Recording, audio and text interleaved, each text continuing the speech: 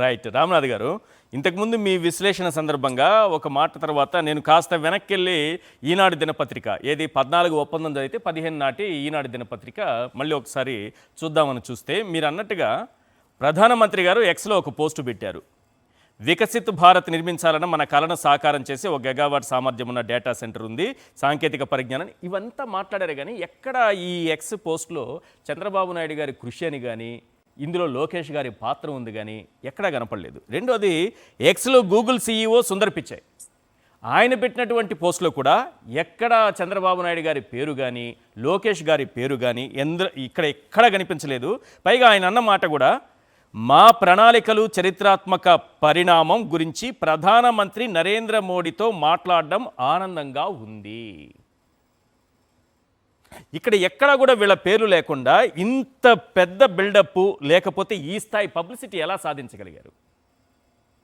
ఇప్పుడు క్రెడిట్ ఇవ్వాల్సి వస్తే ఈశ్వర్ గారు ఫస్ట్ దీంట్లో ఎవరు అంగీకరించినా అంగీకరించకపోయినా ఆదాని గారికి ఇవ్వాలి.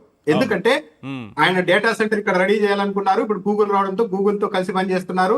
సింగపూర్ వరకు సీ లైన్ వేయడానికి కూడా, కేబుల్ వేయడానికి కూడా రెడీ అయ్యారు. 2022లో గూగుల్ తో కలిసి ఆల్రెడీ నోయిడాలో పనిచేస్తున్నారు. ఆ బేస్ మీదే గూగుల్ అన్నది ఇక్కడికి వచ్చింది. తర్వాత క్రెడిట్ ఇవ్వాల్సి వస్తే కేంద్ర ప్రభుత్వానికి ఇవ్వాల్సింది, నరేంద్ర మోడీ గారికి కూడా ఇవ్వాల్సింది. ఇక ఆ తర్వాత క్రెడిట్ ఇవ్వాల్సి వస్తే ఈ మొత్తం బేస్ అంతా వైఎస్ఆర్సీపీ హయాంలోనే జరిగింది కాబట్టి వైఎస్ఆర్ కాంగ్రెస్ పార్టీ ప్రభుత్వానికి ఇవ్వాల్సి ఉంటుంది. ఆ తర్వాత ఇక చంద్రబాబు నాయుడు గారికి క్రెడిట్ ఇవ్వచ్చు. లేదు నాకు వద్దు, నా కుమారుడికి కావాలంటే నారా లోకేష్ గారికి ఇవ్వచ్చు. అంతకు మించి ఎక్కడా కూడా చూడండి, గూగుల్ వాళ్ళు కానీ కేంద్ర ప్రభుత్వం కానీ ఎక్కడా కూడా చంద్రబాబు నాయుడు గారితో మేము చేశాము, ఆయనతో కలిసి పనిచేస్తున్నామని ఎక్కడా చెప్పడం లేదు. ఇది మొత్తం ఆదాని వాళ్ళు చేశారు. క్రెడిట్ లో సగానికి పైగా ఆదాని వాళ్ళకి ఇవ్వాలి. ఆ తర్వాత కేంద్ర ప్రభుత్వానికి, గత ప్రభుత్వానికి ఇవ్వాల్సి ఉంటుంది. కృతజ్ఞతాపూర్వకంగా గూగుల్ కూడా ఇవ్వాల్సి ఉంటుంది.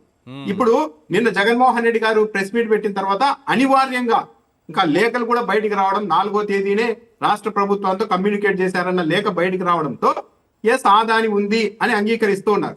వీళ్ళు దీంట్లో డిఫెన్స్ లో పడే కొద్దీ నెక్స్ట్ ఫేజ్ లో ఇంకో అటాక్ కూడా చేస్తారు.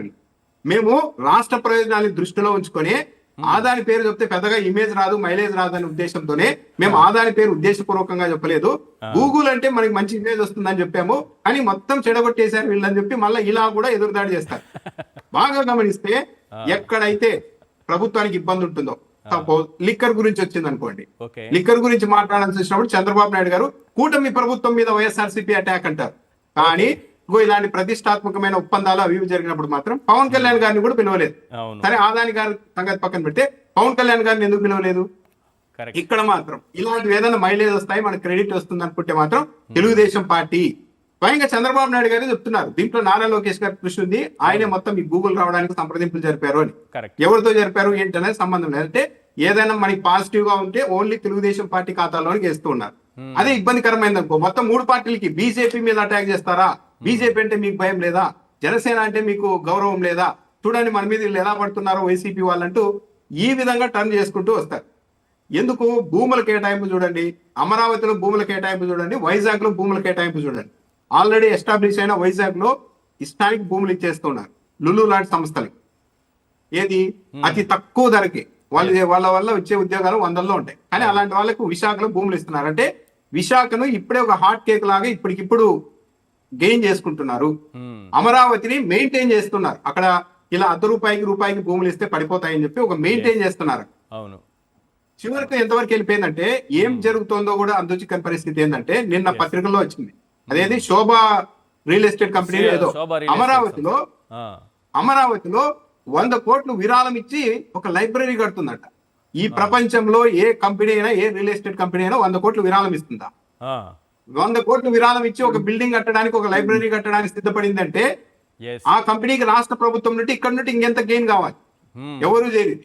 అంటే ఏదో అతి పెద్దవి ఏదో జరుగుతూ ఉన్నాయి. దానిని మ్యానిపులేట్ చేయడానికి, ప్రజల దృష్టి మళ్లించడానికి విరాళాలు ఇస్తున్నారు. అప్పట్లో సింగపూర్ వాళ్ళు మనకి ఫ్రీగా మాస్టర్ ప్లాన్ ఇచ్చారు అని చెప్పి ఆ తర్వాత 1000 కోట్ల విలువైనవన్నీ వాళ్ళ చేతుల్లో పెట్టినట్టుగా చేస్తూ ఉన్నారు.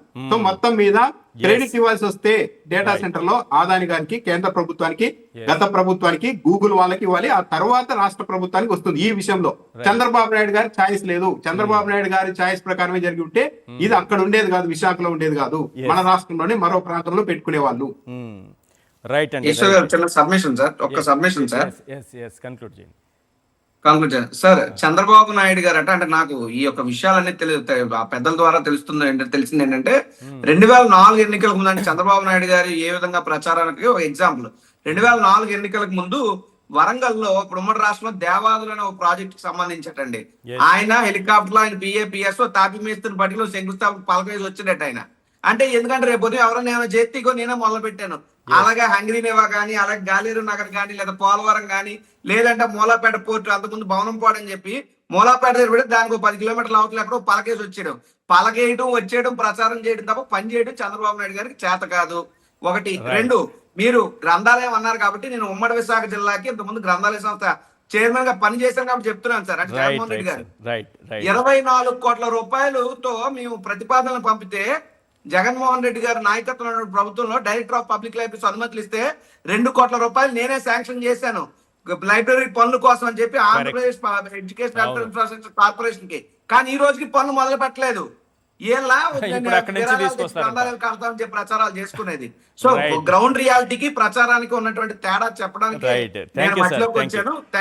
రాజీవ్ గాంధీ గారు చర్చలో పాల్గొన్నందుకు, రామ్నాథ్ గారు అలాగే చింతా ప్రదీప్ గారు thank you so much sir. ఇవాళ చర్చలో పాల్గొన్నందుకు. ఇది వాటి చర్చా కార్యక్రమం. చూస్తూనే ఉండండి సాక్షి టీవీ.